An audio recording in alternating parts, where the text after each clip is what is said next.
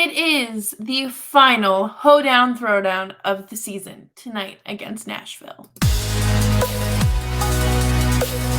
You're Locked On Flames, your daily podcast on the Calgary Flames. Part of the Locked On Podcast Network, your team every day.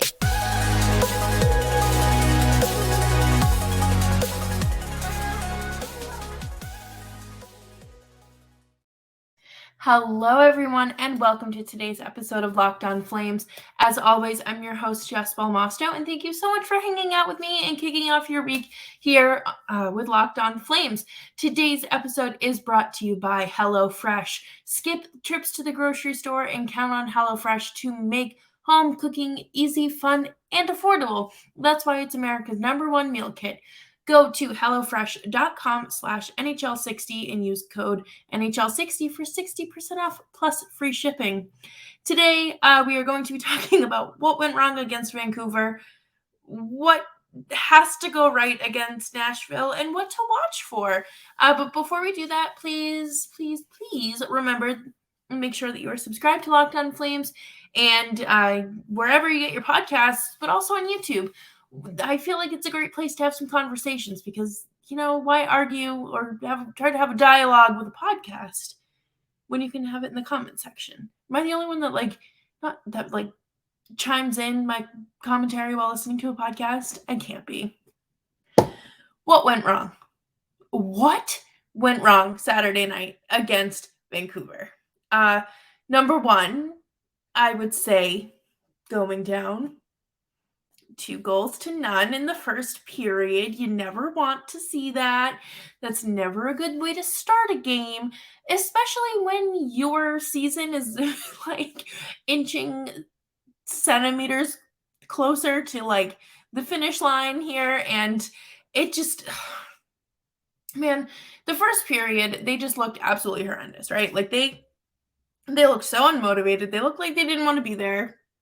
It looked like a Monday morning, everyone's back in the office after a long holiday weekend, and then the second period got a little bit better, and you're just kind of like, okay, maybe they'll do something, and then I don't know what it was. It was just a late game comeback, and my God, you know what? They scored 2 goals. I will say, I will give them credit for scoring the 2 goals, and at least a fighting chance.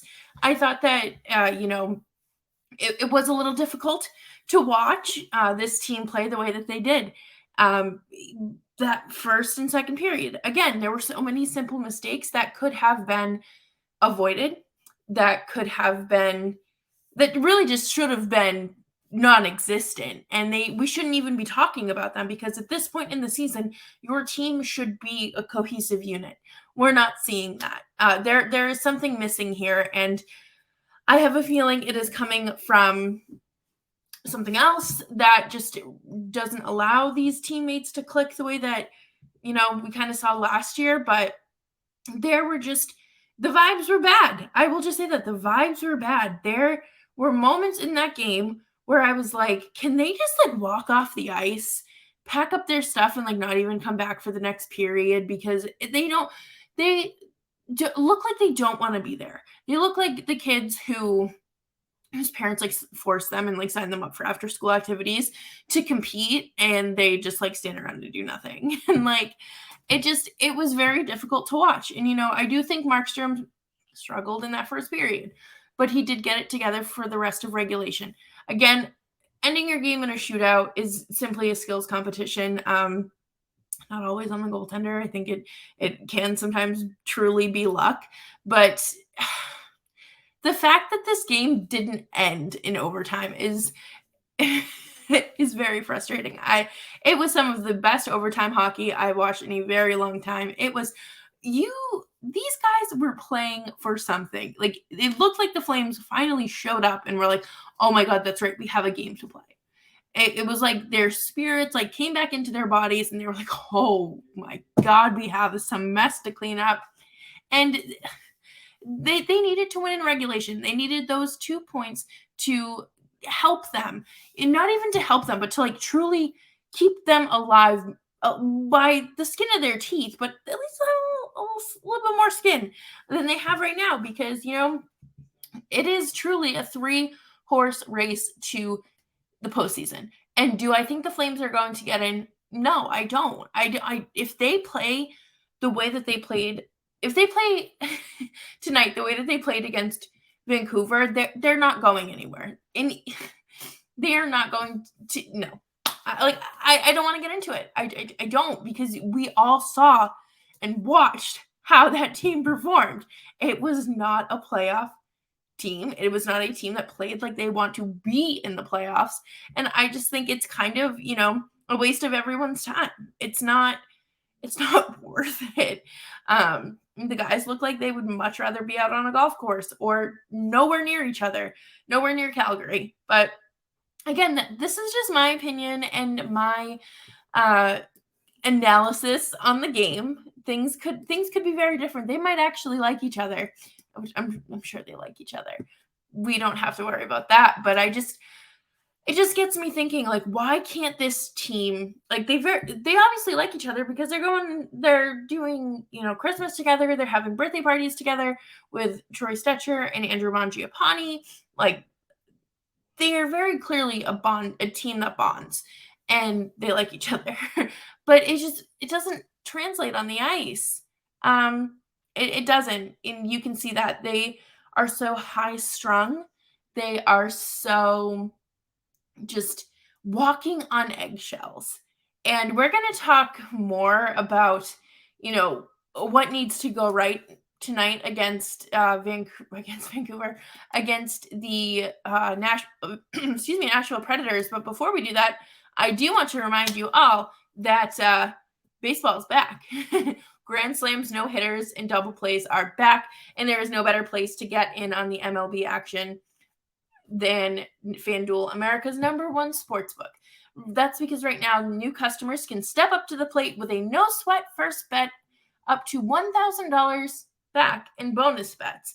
Just go to FanDuel.com/lockedon, sign up, place your first bet, and get up to $1,000 back in bonus bets if you don't win. Is Aaron Judge going to hit another home run in the next game? Is Shohei Ohtani going to have more than 9 strikeouts? Is Chris Sale going to get injured? Probably. So don't miss your chance to get a no-sweat first bet up to $1,000 when you join FanDuel today. Just go to FanDuel.com/lockedon to sign up. FanDuel, official sports betting partner of Major League Baseball. And thanks, everyone, for hanging out with me. Whether this is your first time or you've been hanging out throughout the season, I appreciate it. And if you could show a little love and throw the show a 5-star rating on Apple and Spotify, and leave a nice little review. It goes a long way, right? This is, again, one of those things where it feels so simple to say and so cliche to say and have to say. But with the Flames, I feel like if it's not clearly drawn out and written and there's no gray area, it's just not there. They don't always pick up on those kind of what I would say are instinctual and natural second nature things when you're playing hockey, right? You don't want to see what we saw on Saturday. We don't want that. If we see that, I'm shutting my TV off and I'll come back the final 5 minutes of the third period, because no one should have to suffer through that kind of hockey, not just 2 games in a row, but over the course, multiple times over the course of a season. Stuff happens, but just this team just is walking on eggshells. They don't look comfortable. And going up against one of the better teams, one of the hottest goaltenders in the league since the trade deadline, if not the hottest goalie since the trade deadline, that's going to be a challenge. And you can't be in your head. You need to be thinking about the puck on your stick, your next move, and where that puck is coming from and where you're going to release it. Because there are too many instances where this team does get caught up in their own head. And, I think we kind of saw that against Chicago last week. with Kadri just kind of standing there with the giveaway. It's like he just like forgot what to do next or how to follow through with that next move. And that is very hard. So again, fundamentals are just so important. And I will just always talk about that because, you start off with anything with the fundamentals because it lays the foundation. It is the basics to the key of it's a building block, right? And you really don't want to see this team go out there and get smoked again in the first period. You don't want to have to come from behind against this team. If they lose tomorrow, I'm almost positive their playoff chances are done. Like there's no hope in that wild card spot. But the Flames are absolutely missing something in this lineup, and it is the speed and talent of Jacob Pelletier. I understand that it's been 3 weeks now since he's been scratched for 3 weeks now. It's time to kind of look at what's happening here and how you can bolster your lineup without burning a year of a player's entry-level contract when you have no idea how they played together. To me, putting Jacob Pelletier in on that fourth line would create more speed.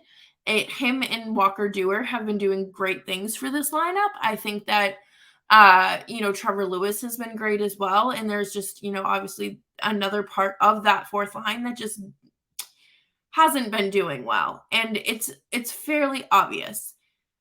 I would say that the Preds want this more than the Flames.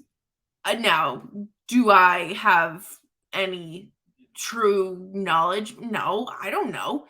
But the way that the Flames played on Saturday goes to show how little they actually want this, because a team that's competing is going to go out there and play that full 60 plus minutes, right? You're not going to have just a buildup of mistakes. It doesn't bode well for you. That's just not how it works. And this team just struggles with, I would say, with confidence. And is it those second intermission speeches from someone in the room that's carrying them? And, is it something that the Flames have needed all this time? Is that truly what they need to get off of the ground? I don't know. I think that they really should be able to find it within themselves at this point. They should go out there and prove people wrong and prove their own doubts wrong. I think a lot of these players have been very hard on themselves this year and this season. I don't necessarily think it's because of, one thing or another, but it's an instance where, teams struggle. Players are going to struggle, especially teams with players who are coming into an entirely new environment, with new coaching, with a new system. You're going to see just struggling. That is very normal. I honestly lost my train of thought, but the Flames just don't look like they want it. They don't, and they haven't looked like they've wanted it all season. It has been so frustrating to watch. And this team, if there's one thing this team does well besides lose in overtime, it's just the fact that they spiral out of control after one mistake. They look so uptight and stressed out in carrying the puck down the ice, or especially when they're heading into the offensive zone. But when they're skating through the neutral zone and that puck is on their stick, or they're sending the puck across the ice to a teammate, they look scared crapless. And you can see they look a little bit better when it's just dumped in, but it's not fun to watch. It's not fun, and I'm sure it's not really fun to play. But I can't sit here and stress enough that this team does not deserve to make the playoffs. And I think we all know that. They have not played like they deserve to win anything all season. All season. Do I think that they could have made it had they not lost to Vancouver? I don't know, maybe. They had it in them to beat Winnipeg, but they couldn't beat the Canucks. I don't know. That I feel like that just speaks to their if you're not able to beat the Canucks at this point in the season, I feel like you don't want anything besides a beer in your hand, the sand between your toes, and your phone on airplane mode. Coming up next, we're going to talk about what to watch for and who to watch against the Nashville Predators. And thanks everyone for hanging out with me today. Make sure you're following me on Twitter at Jess Belmosto. You're looking for the fundamentals and you are hoping that everything is clicking on the right page at the right time because that's how you win a game.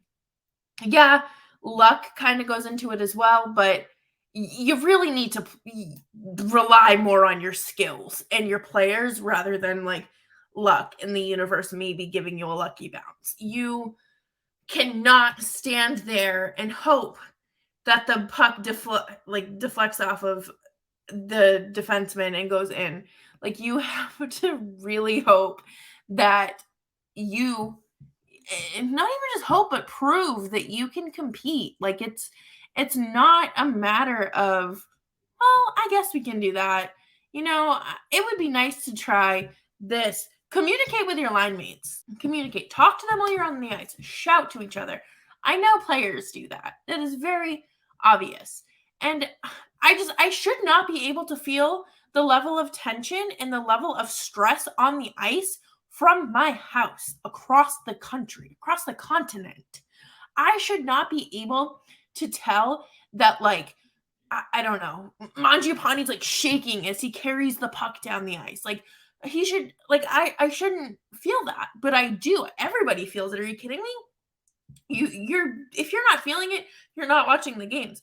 And it's not just like, I didn't mean to single out Mangiapane. He's just the first player that came to mind. But like, there are just so many issues with this team that cannot be resolved in games 81 and game 82. That's just, it's impossible. These are issues that should have been ironed out rather, 40 games ago, if they were occurring or still occurring, like games 81 and 82 are not the time to like figure out what went wrong. You should have a clear, just a blueprint.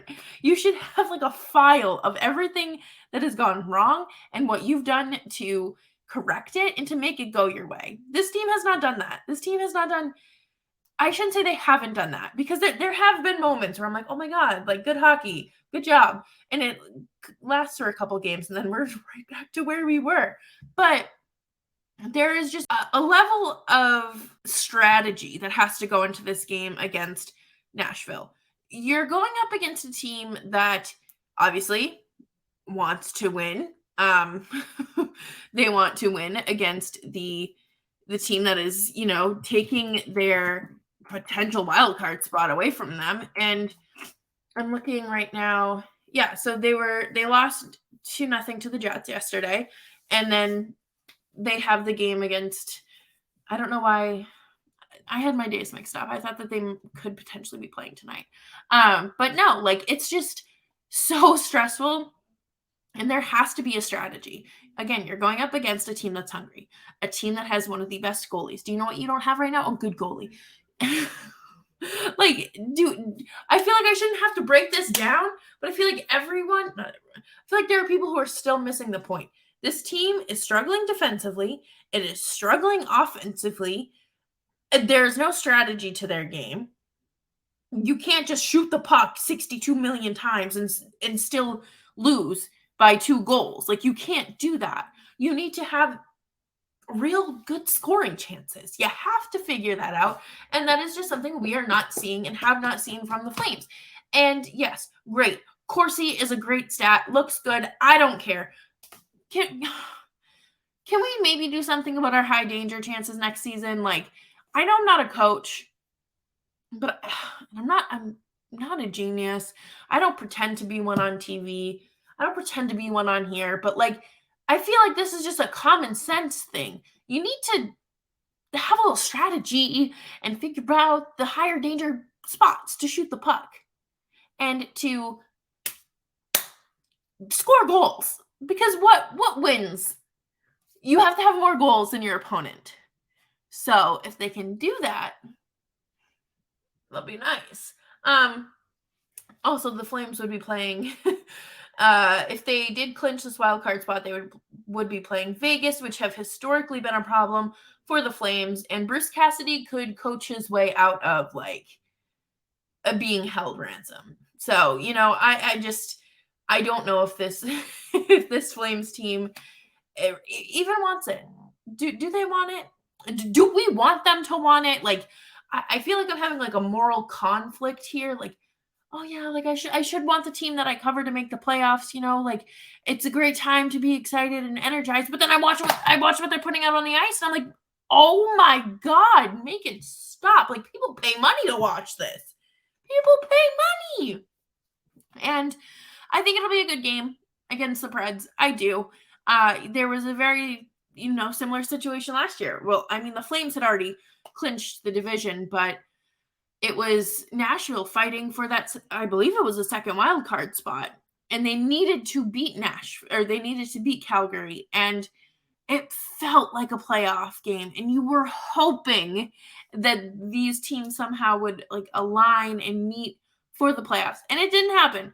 I think that both teams are obviously hungry. I think that the Flames kind of do want to go out and shut everyone, mainly their coach, up. It's so hard to watch, man. Going from last year's team that was so good to dropping off to what this is now, it is very hard to swallow. It's like when you are so used to your mom's home cooked meals, and then you move out for college, and then you're stuck eating dining hall food, and you're just well, I guess this is my new reality for the next 4 years. And this, regardless of when the season ends, we're going to be talking a lot about this season and reevaluating kind of our predictions, our expectations, who, the winners and losers. I'm really looking at the acquisitions and extensions that were signed this year, because who knows?